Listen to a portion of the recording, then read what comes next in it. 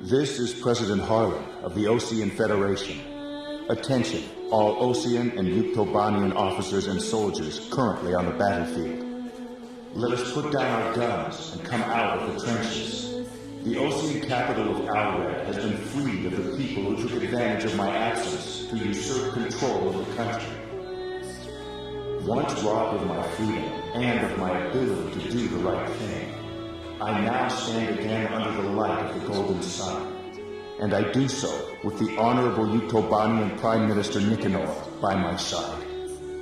We have resolved our terrible and unfortunate misunderstandings, and the war is now over.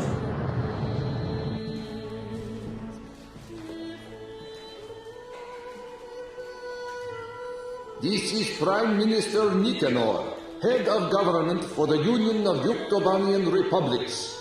Attention all officers and soldiers of Osea and Yuktobania currently on the battlefield. Please watch as President Harlan and I stand shoulder to shoulder, hand in hand. President Harlan's words are true. The war is over, but there is one more battle that still needs to be fought. We believe that those who have tried to stir hatred between us are now preparing a weapon that could wipe our path of all metropolitan areas in either one of our countries. Our comrades are in flight as I speak, determined to stop this plan dead in its tracks. Which country is under the threat of mass destruction? That we do not know. However, that is no longer important. No matter which country is hit, it would be a severe blow to all of us.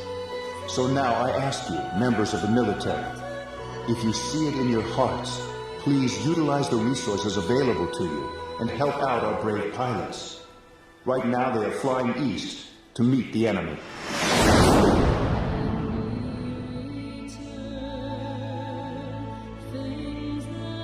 To those who still dare to hide behind the power of their hateful weapons, bring yourself before the light of peace and harmony.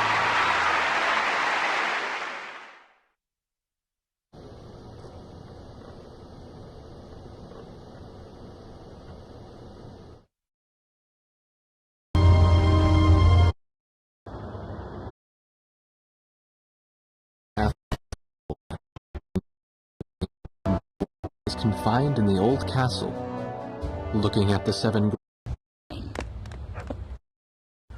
Back then, Taken a single. all right, let's go. We've got a new home waiting for you.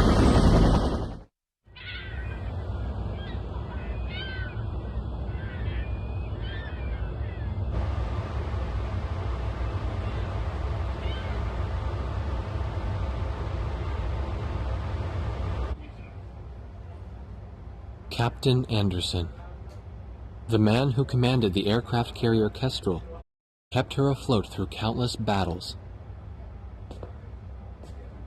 Nah, I'm just a guy who's fought one losing battle after another.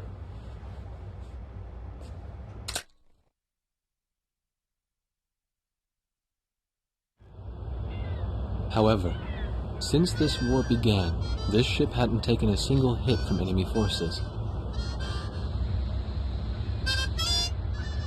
This ship may be unharmed, but it pains me to see fewer and fewer pilots coming back every time we launch them out on combat sorties. Now the only pilot left is Captain Snow, the squad leader. Nobody wants an aircraft carrier without aircraft. So we're just sitting idle here.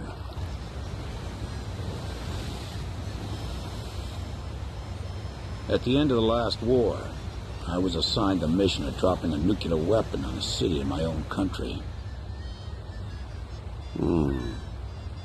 When I refused and went AWOL, it was Captain Bartlett who took me in. His nickname was also Kid back then. He was a strange man. 15 years since the war and he never got promoted once. In my country there was a group called the Gray Men, unlikely to still be around today. To them, I'm a traitor, and for the past 15 years, Bartlett's protected me from them. Speaking of which, You don't think the Gray Men are involved with the disappearance of President Harling, do you? I've got an intelligence-gathering vessel in my fleet, the Andromeda, that's capable of intercepting all forms of communications. Recently, it picked up a secret message transmitted in Belkin. That, Colonel, is why I called all of you here. All this intense flying's tough on an old body. From here on out, it's their time to shine.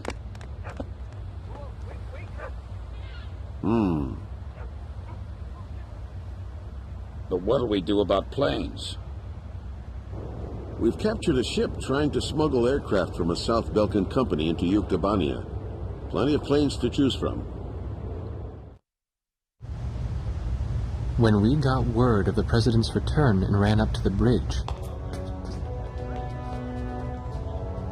he was smiling and chatting with Pops and Captain Anderson. Apparently, he spent his days confined in the old castle, looking at the 7 Ground Zero craters right out his window, which served as the border between the two countries of North and South Belka.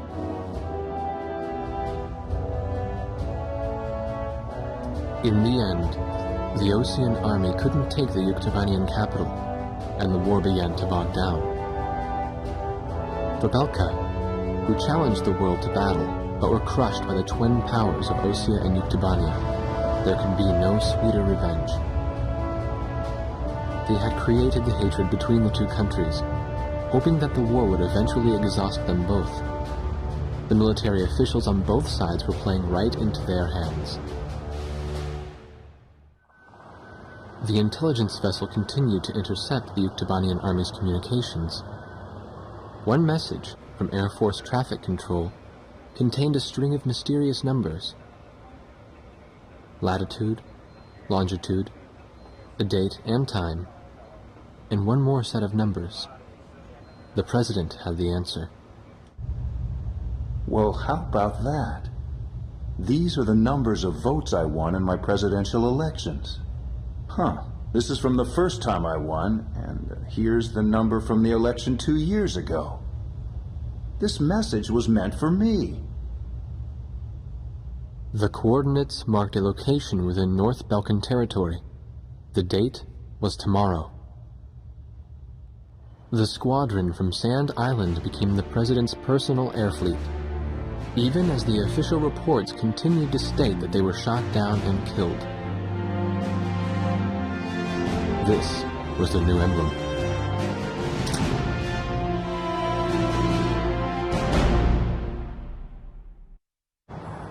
The president broadcast his voice repeatedly in an effort to reveal the truth to his citizens and soldiers.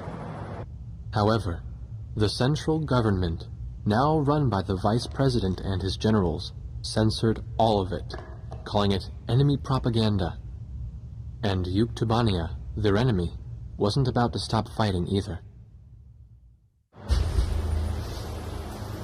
The president needed to enter the capital himself with his Marine force, but that meant risking his life.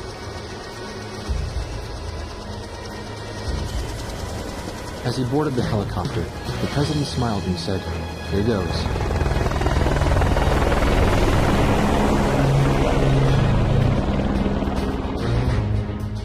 The third encrypted message from Bartlett came shortly after. This time, there were no coordinates. All it showed was a time and a radio frequency. At the appointed time, everyone gathered in front of the radio speaker.